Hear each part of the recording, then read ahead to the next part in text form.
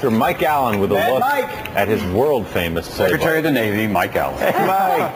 How's it going, Mike? Hey, real good, thank you. It wasn't offered, it was just discussed. Very interesting. Is that what they're saying now? That's what's between the lines. That's clearly what happened, but no one wants to say that. And do they have to address this any further, or are they just going to, is Gibbs going to say it's over? Of course. And on Fox News Sunday, the chairman of the Democratic Committee, Tim Kaine, said the White House needs to answer questions about this if they're asked. You think?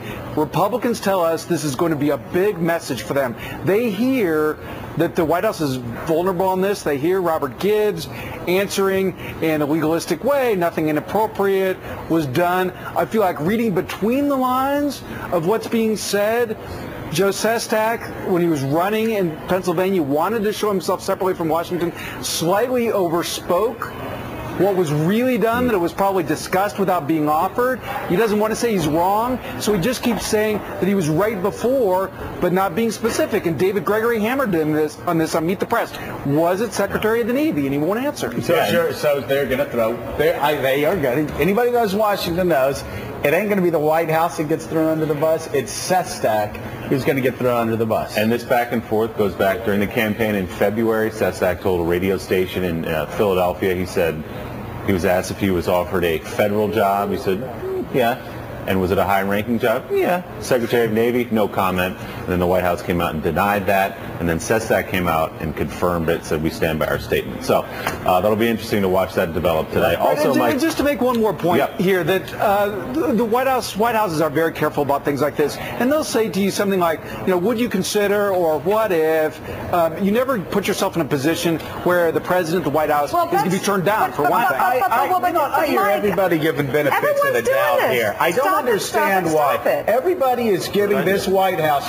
Don't point at Willie. Willie works hard to take no position at all unless it has to do with Donald Trump. But we've had several reporters on today that seem to be bending over backwards, giving the White House a benefit of the doubt. If Dick Cheney had offered this deal, indictments would already be down. Excuse me. This is so clear-cut. Excuse me, Mike. I know you're trying to give us a sense of what the process is, but here's the issue. Congressman Sestak says he was offered a job. Tell me what offer means.